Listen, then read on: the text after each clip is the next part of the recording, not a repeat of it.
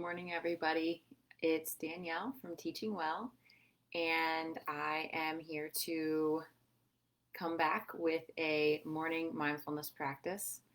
Um, it's been probably about a month since I did this, and I was thinking as I was getting ready and preparing and mentally preparing, I'm like, I don't know if I've actually had my hair down in a month or even worried about, oh, I need to be doing a live. I think I did one for something else, but I haven't actually done these. So I hope this is a time where you have spent the last month reorienting yourself to what your summer looks like as opposed to working from home. Perhaps now you've been able to do some other things from home, maybe taking advantage of some of the nicer weather, being outside, all those things that we're able to do, um, even if not everything looks the same right now. So I would love to hear from you as people are trickling in, or if you're listening to the replay. What has been a highlight of your summer so far? So let's just share some positive highlights of the summer.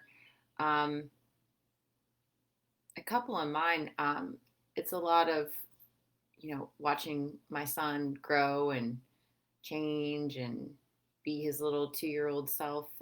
So one is, him getting his independence, starting to chain together actual sentences and commands, and it's just really interesting to see his day-to-day changes. So I think that's one, and also just the ability to move outside is so important. So as people are coming in, please feel free to uh, add what you're doing right now. What's a highlight of your summer? And let's share those good summer ideas, what we're doing right now. That would be great to be able to share with one another.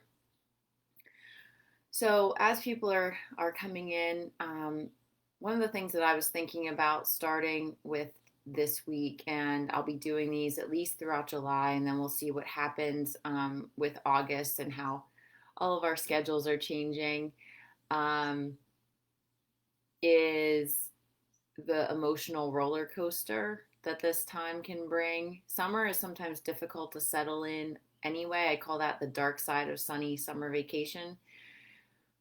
But this year obviously is bringing even more unsettling, unknown. If you listen to some things on the news, we're expected to do this, but then your own district might be doing this, and then you have a family. Oh my goodness, you have a family that you have to think about and what you do then.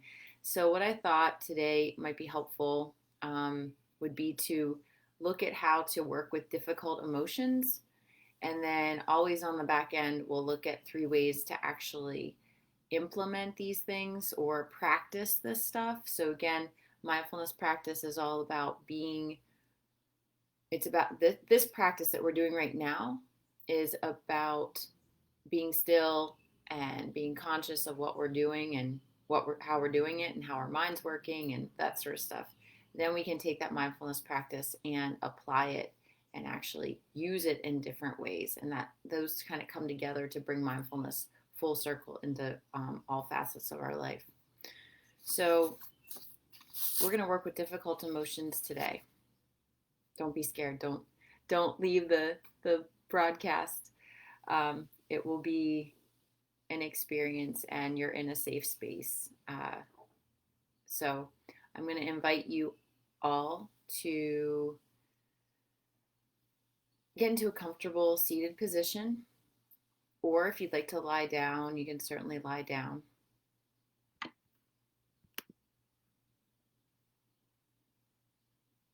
And just get into a space that's comfortable for you.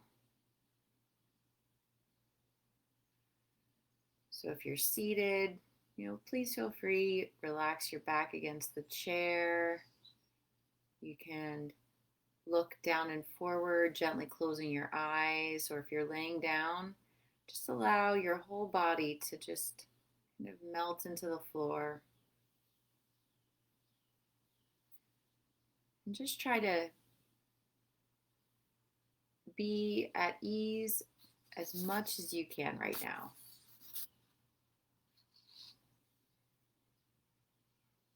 And try to locate a part of your body that actually feels good right now. A place that feels pleasant, safe, at ease. Check out your hands or your feet or your legs. And just allow your attention to go to that space where it feels neutral, good, or at ease. And just let your attention rest there. Notice what those sensations are.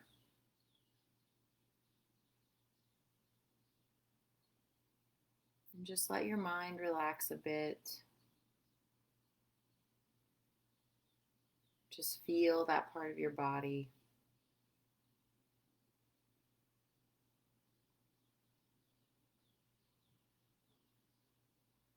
And let's just focus on connecting with our breath.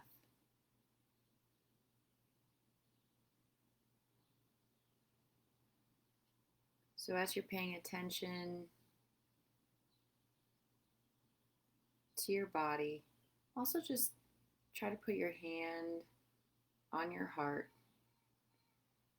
and just feel your breath inhaling and exhaling.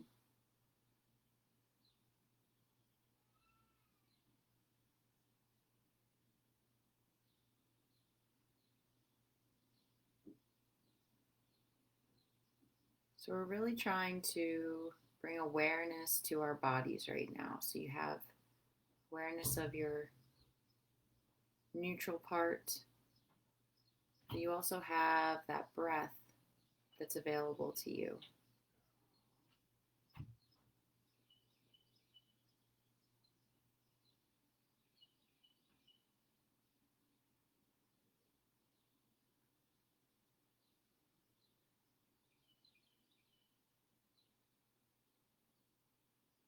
And you can always return to your breath anchor. So as we go through that practice, you can keep your hand on your heart, or you can bring your hand back to your heart if you need to.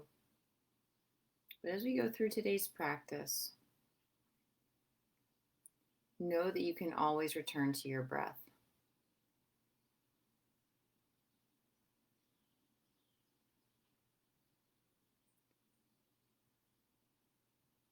And now notice if there's anything difficult coming up for you. Maybe it's a difficult body sensation. Maybe it's a part that's causing you some discomfort.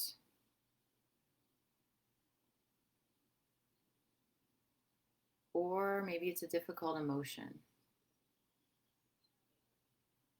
So it could range anywhere from your aching back to an actual feeling of sadness.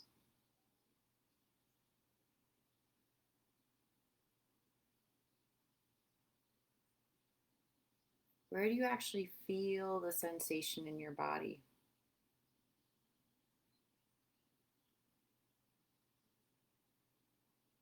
Where do you feel the emotion in your body?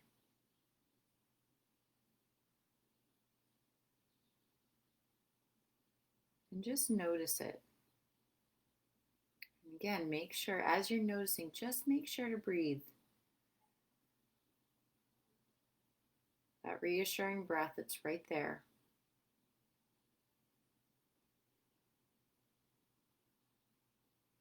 And now return your attention back to that area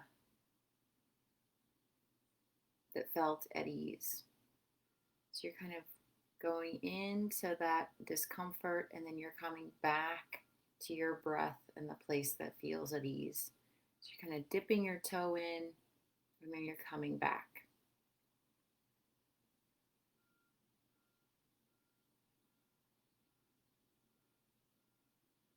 And now once again, return your attention to that place that is uncomfortable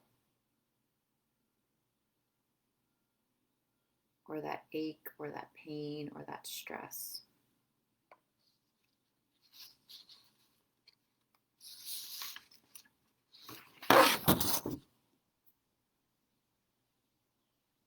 And just notice. Just notice what it feels like and breathe and just let it be there. You don't have to fix anything. You don't have to do anything.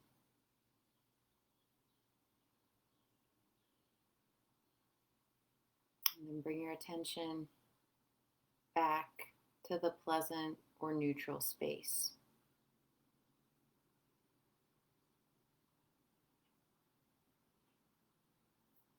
Relaxing and staying present there for a moment. Maybe feeling safety. Maybe feeling gratitude for that neutral or pleasant place in your body.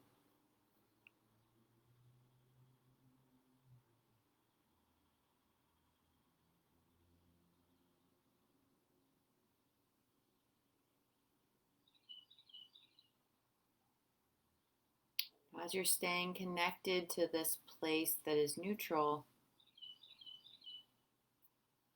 can you maybe take a sidelong glance at the thing that is making you uncomfortable, or the thing that's difficult? Is it possible to feel connected in your body and connected in your breath, but still know that there's something difficult happening?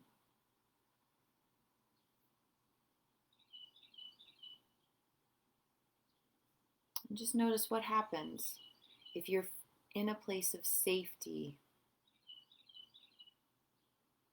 Can you be there but still know that something is difficult, and that be okay?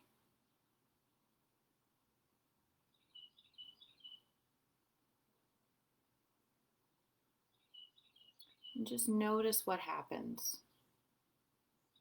Is the difficulty growing, shrinking?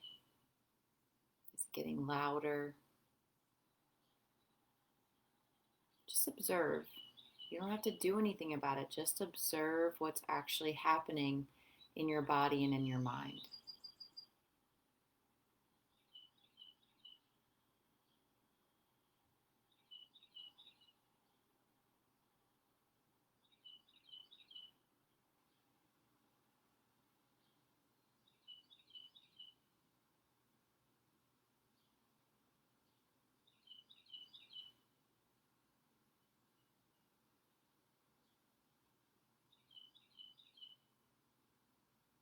And continue just relaxing, breathing, and observing.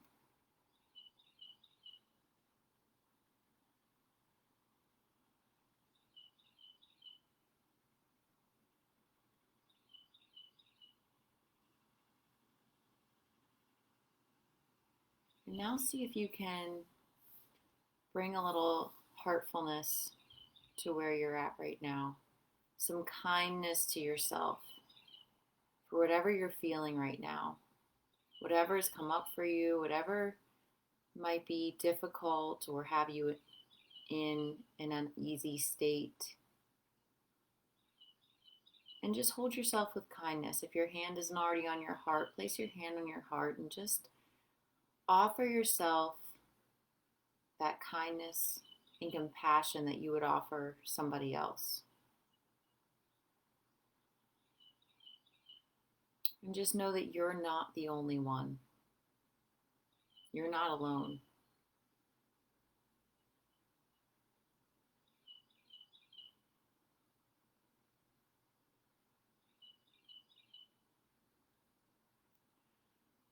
So may we all be free from pain and suffering in our anxious thoughts. May we all have happiness.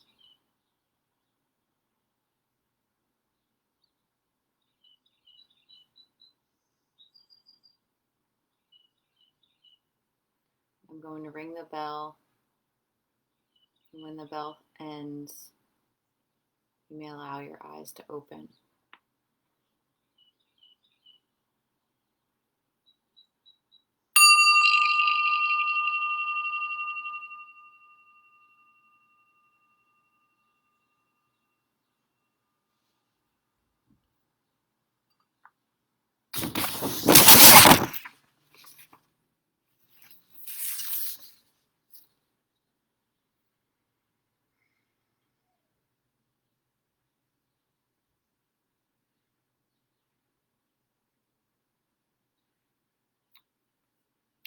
All right, I hope that that was a practice that you were able to find that balance or find the way that you can go back and forth, and it doesn't have to be getting lost in the worry, but that you've now found like a home base that you can come back to.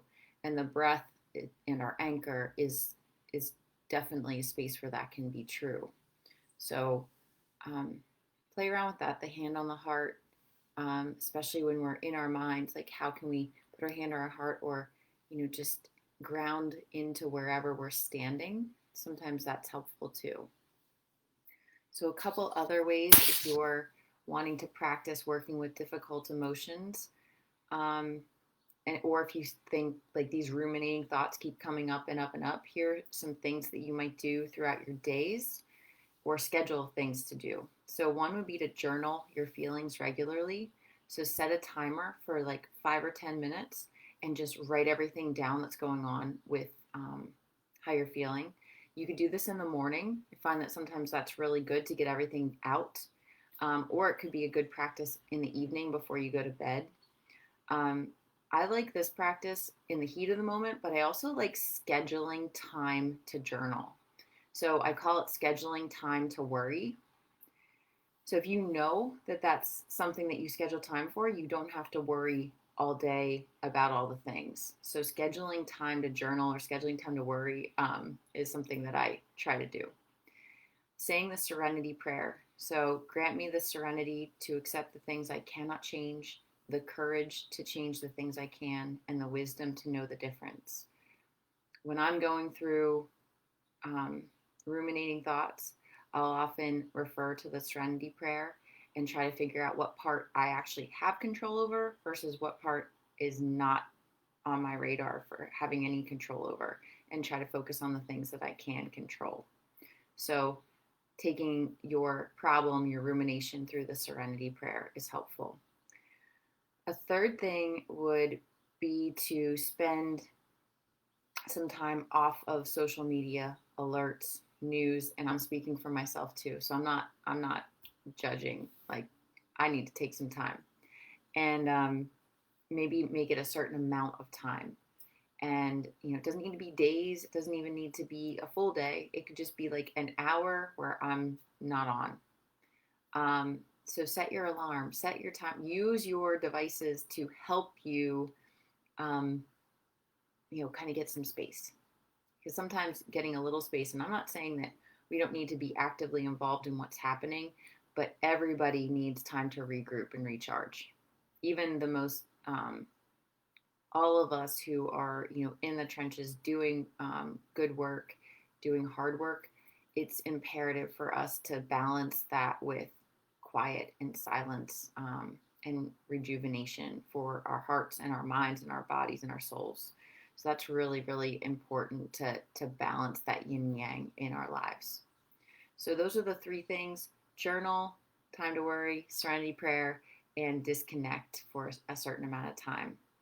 So I would love to hear anything that you have going on with the summer as a highlight. And also, please feel free to share any ways that you are working with your own ruminating thoughts, difficult emotions, things that you're doing for your own self-care this summer. I'd love to get a collection of things so people can share resources and ideas.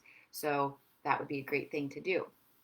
And speaking of that, if you have not signed up for my newsletter or Teaching Well's newsletter, that will have lots of different resources in it.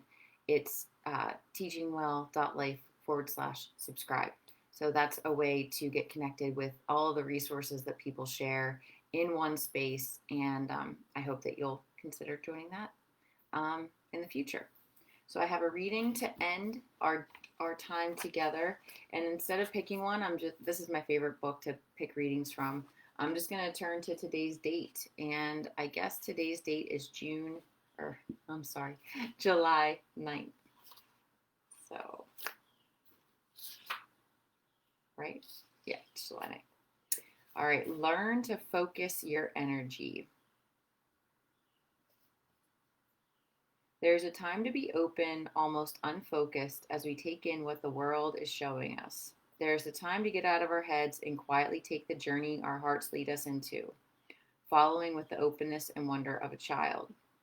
But there also comes a time to aim our attention and focus our energy on what we want to accomplish.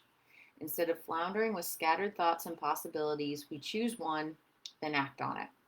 We stay in step with the natural rhythm, but we're pulling our scattered attention together and focusing it as part of the rhythm. To do that, we may have to work through or push away inner distractions. Moving through our inner obstacles enables us to accomplish our goal, whether that's a task, a particular piece of work, or learning to play the fiddle. Is there something you want to do? Is your heart urging you to learn something, accomplish something, go somewhere, or do something?